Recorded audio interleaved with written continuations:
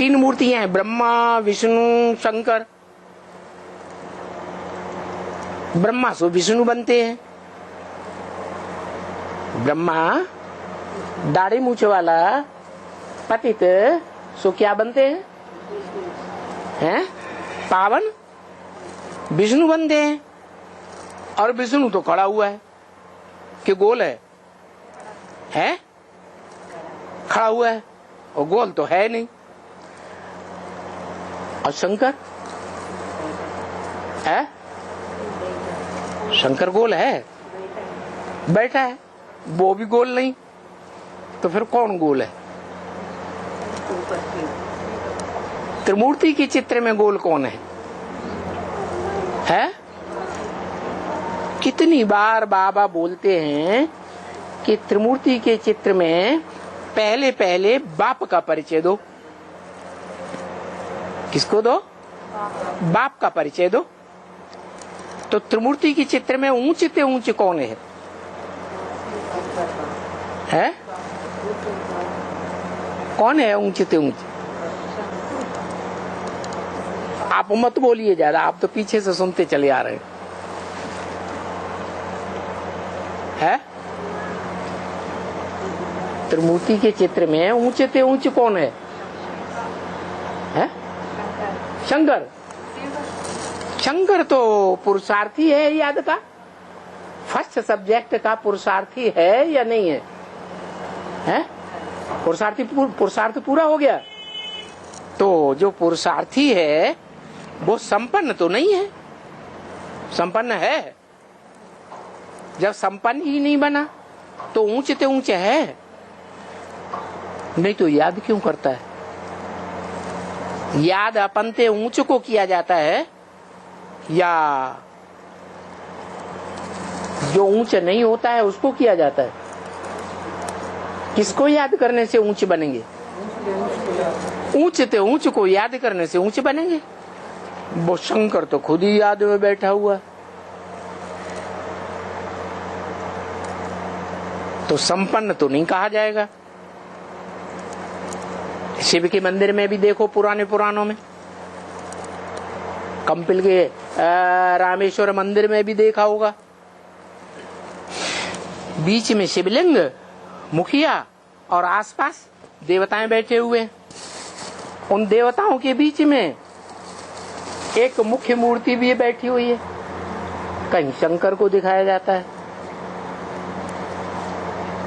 देवताओं के बीच में, लेकिन वो तो देवता है ना, रचना है या रचयिता है? रचना है, तो रचना तो रचयिता से नीची होती है। रचयिता ऊंची या रचना ऊंची? रचयिता ऊंच। तो बताओ किसके साथ योग लगाना है त्रिमूर्ति में जो ऊंचे ते ऊंचे है?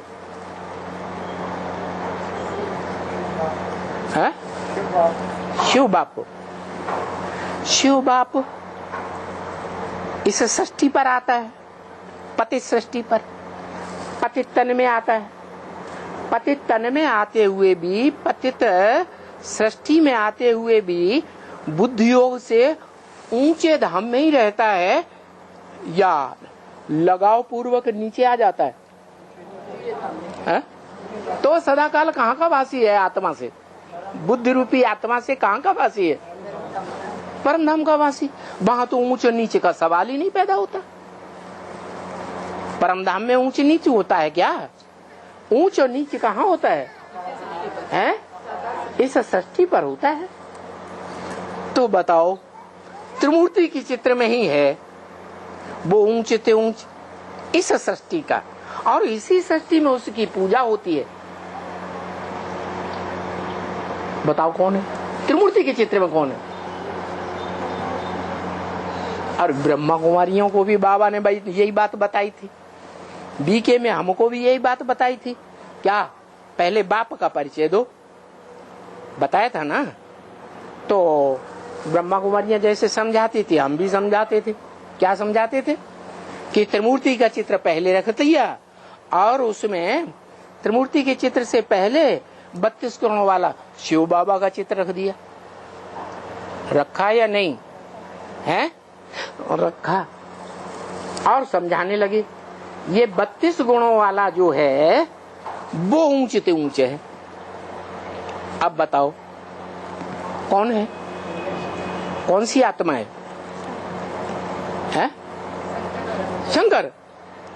अभी तो बताया वो तो पुरुषार्थी है, वो तो खुद ही याद में बैठा हुआ है। हैं? नारायण? नारायण तो देवता है, देवता बना हुआ रचना है या रचयिता है? देवता रचयिता है। देवता मनुष्य को क्या बनाते हैं? हैं? मनुष्य से देवता बनाते हैं। तो नारायण देवता है, बनने वाला है या देवता बनाने वाला है? हैं? बनने वाला है। तो ऊंची तो ऊंची कैसे हो गया? देवता को बनाने वाला ऊंची तो ऊंची हुआ।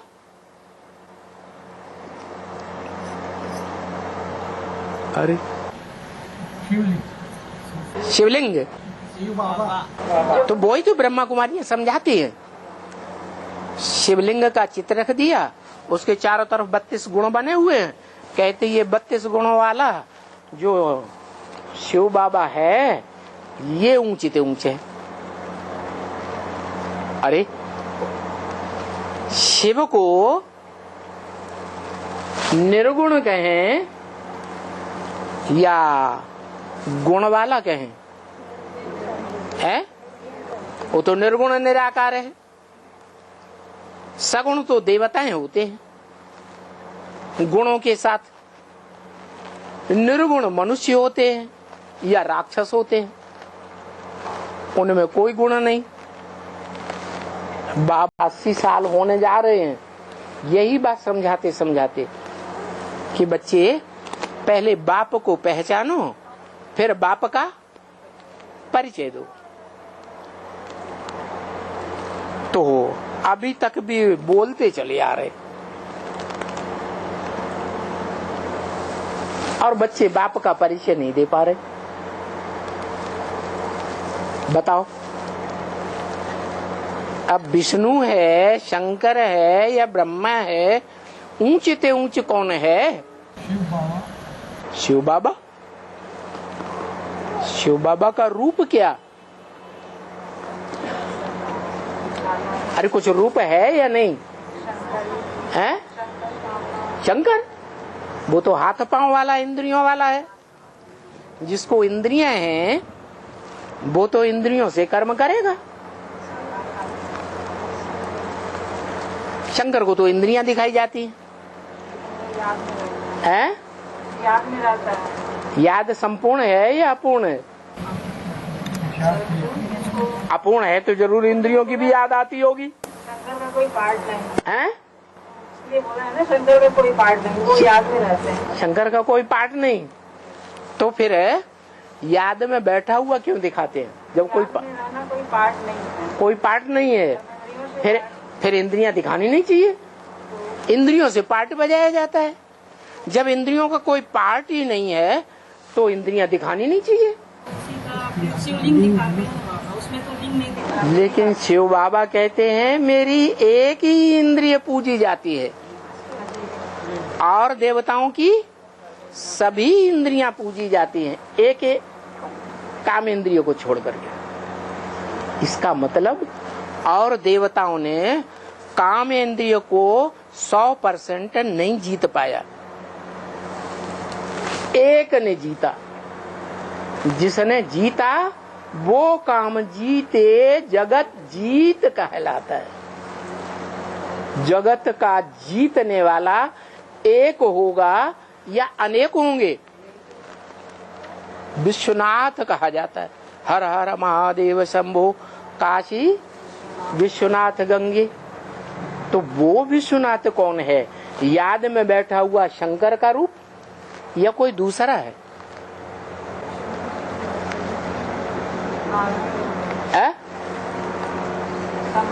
अरे भारत में पूजा भी जाता है, उसकी सबसे जास्ती पूजा भारत में और सारी दुनिया में भी दिखाई गई है।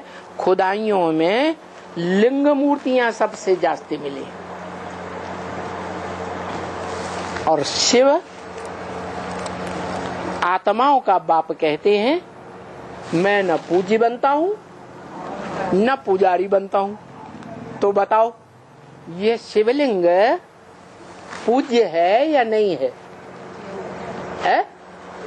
पूज्य है। और शिव बाप, आत्माओं का बाप, बेहद का बाप क्या कहते हैं? मैं न पूज्य बनता हूं न पुजारी बनता हूं। तो ये शिवलिंग जो है पूज्य है या नहीं है? पूज्य है। तो किसकी यादगार है? साकार है, वो आप समान बनता है। हाँ, योगी है,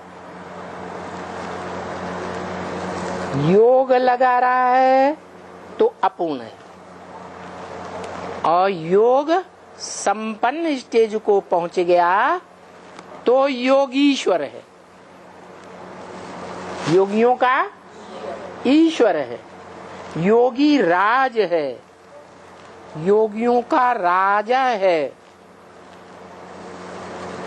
तो राजा होगा तो योगियों को कंट्रोल करेगा या नहीं करेगा? है? जैसे राजा प्रजा को कंट्रोल करता है, ऐसे ही योगियों का जो राजा है वो दुनिया के जितने भी योगी हैं उनको कंट्रोल करता है या नहीं करता है? है? करता है। तो जो कंट्रोल करता है उसकी यादगार कुछ दिखाई गई है? अच्छा, 4 चित्रों में से बताओ।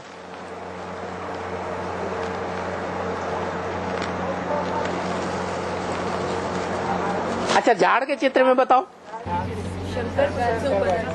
हाँ, झाड़ के ऊपर एकदम मनुष्य सृष्टि का जो झाड़ है उसमें सबसे ऊपर बैठा हुआ ऊंचे ते ऊंचा करता क्या कर रहा है? खींच रहा है आत्माओं को। क्या कर रहा है? आत्माओं को खींच रहा है, आकर्षित कर रहा है। इसलिए भक्ति मार्ग वालों ने उसको तो नहीं पहचाना पूरा। क्या पहचाना भी तो वही याद में बैठे हुए शंकर को पहचान लिया, या तो कृष्ण को कह दिया। कृष्ण माने आकर्षण करने वाला, वो सबको आकर्षित करता है। लेकिन वास्तव में न कृष्ण आकर्षण करता है न योग लगाने वाला अपूर्ण योगी शंकर आकर्षित करता है। आकर्षित कौन करता है? है संपूर्ण बना हुआ शंकर वाली आत्मा जब संपूर्ण बनती है तो षष्ठी रूपी वृक्ष के सबसे ऊपर बैठी हुई है चोटी पर। क्या? उसका नाम ही है ब्राह्मण चोटी।